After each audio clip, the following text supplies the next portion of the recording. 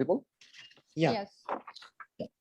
Thank you, Ophthalmological Society of Bangladesh and Bangladesh Cornea and Refractive Society for giving me the opportunity to present the preoperative evaluation for cataract surgery. Though we are talking about the prevention of the corneal edema, but as a cataract surgeon or as a cornea surgeon or as a general ophthalmologist, we must need to evaluate preoperatively every cases before going to the surgery, because we want the final visual output and the final outcome is good.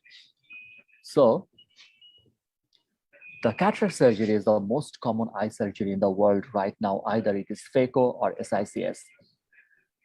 But after the surgery, what we want a smile. We want the first picture-like picture, not the second picture, like where the cornea is hazy. Every layman, every person knows that the cornea, what the thing is, that clear, crystal clear thing. So everyone wants this cornea clear. So we need the appropriate preoperative evaluation to prevent corneal edema after cataract surgery. And this evaluation involves the surgeon skill and the patient evaluation also. So the surgeon skill. So the surgeon skill, and the surgeon skill especially is due to phaco surgery, because the rate of the cataract surgery is increased right now. Am I clearly audible now?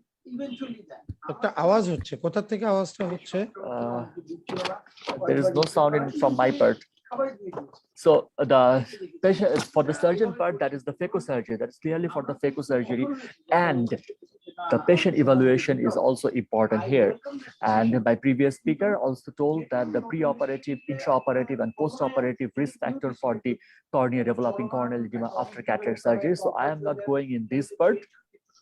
So going to the landmark to reach the goal for a successful cataract surgery, we need to the preoperative evaluation of the history, examination, investigation, planning for the surgery, and the proper patient counseling is very important. So when we're going to take the history, we need to take the history of the vision. So gradual dimness of vision is important for the cataract, as well as few corneal dystrophies also. If the patient has a previous ocular surgery, patient had the trauma, patient had the systemic disease, patient had the drug history and the family history, these need to be clearly and properly evaluated.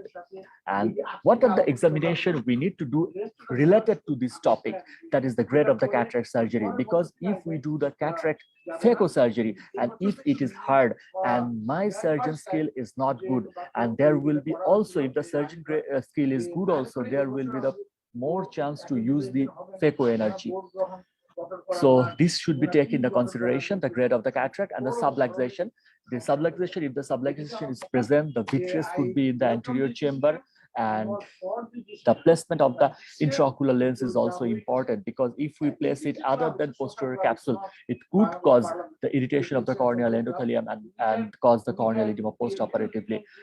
Examination for the previous ocular inflammation or active ocular inflammation, raised intraocular pressure, and the ocular surface disorder is also important here. And many of the surgeons do the slit cataract examination by the torchlight. We should do it by the slit lamp. And what is the proper examination is needed, that is the endothelium. And when we say that we go for the endothelium examination, the diffuse illumination sometimes and many times doesn't give the proper layer of the cornea picture. So we need to do some retroillumination or slit beam examination to evaluate the cornea.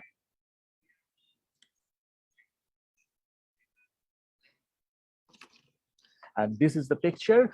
This is the slit lamp, excellent capture by Dr. Rashid Alam Shantunu. Thanks for giving me this picture. There's the look at this picture, the slit lamp examination. This is the diffuse illumination. You can only see the cataract. But when you go for slit beam examination with magnification, you can see the defect in the endothelium. That can give you the understanding that the cornea has to be evaluated and patient need to be counseled, and the patient might go to corneal edema after the cataract surgery. And also, we need to know and keep in mind that about the corneal dystrophy. There are the corneal dystrophies, but the cornea shows the picture of the gutta-trava vesicle bend that we need to evaluate before the cataract preoperative things. And one of the things for the general surgeons or the cataract surgeon, we must need to identify the gutta. because this gives us the first impression that yes, this patient has not only the cataract, there is some visual disturbance for this gutted, or the patient has the endothelial problems also. And the common thing for what the post-cataract edema develop is the Fuchs endothelial dystrophy. I want to mention one thing, that the Fuchs endothelial dystrophy, there are the 4 stages. The gutted, what we can see, the dark spot, and it resembles like the dewdrop, but we need to understand the stages of this Fuchs also, because when the central few gutted, corneal gutted is present, it should be stage 1, and many of the stage 1 cases are asymptomatic, and some patients remain in stage 1 and never progress further. When patient goes to stage 2 to stage 4, there will be corneal edema to subsequent scarring develop.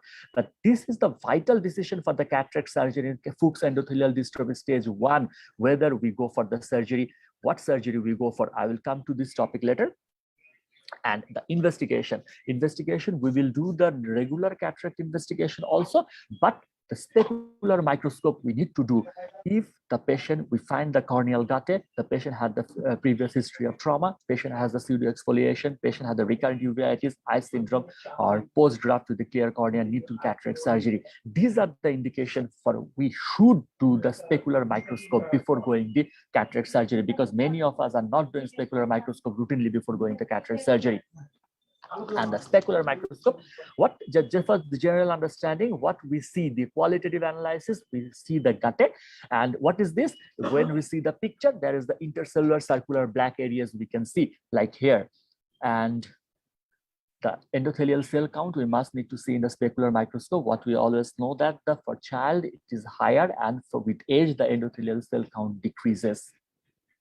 And like we interpret the, not the cataract corneal surgeon, when we interpret the specular microscope for the general purpose, we can see the cell density, and some things we need to understand that AVG, that means the cell size, it should be less than 350, but here you look that it is 809. The coefficient variance should be less than 0.30. When the coefficient variance is increased or raised, it means there is the polymechanism is there is a raised coefficient variance.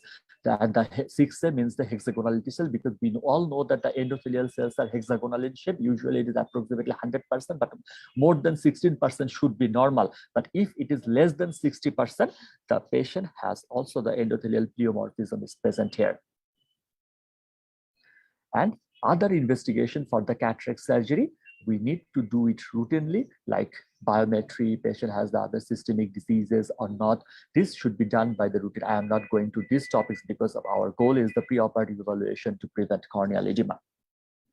So after the examination, that is the important part for the planning of the surgery. As a cataract surgeon, we get the endothelial finding or corneal finding to this patient, and we thinking that the patient will develop the edema after the cataract surgery. So this is the important factor to understand and plan that whether we will go for cataract surgery or whether we refer the patient to corneal surgeon to do the combined cataract and the endothelial keratoplasty. Though endothelial keratoplasty is not vastly available in Bangladesh, but a good part is that it has started in Bangladesh. Or whether we will go for this patient only phaco or SICS. These are the planning that we can prevent the corneal edema. And also the patient Doctor, you have to wrap it up. Yeah, thank you, sir. Also, the most important part is the counseling is the most important. Whether the patient need only cataract surgery or the patient might develop corneal edema after the cataract surgery, where the patient need the cataract with combined EK, we need to evaluate and we need to counsel the patient properly about the outcome. So for the proper preoperative evaluation and planning is the key for the successful surgery, and definitely this is the key to prevent the corneal edema after the cataract surgery, and that's how we can make the patient happy. Obviously a happy patient makes a surgeon happy. Thank you very much. Thank you very much. Thanks for the timely ending.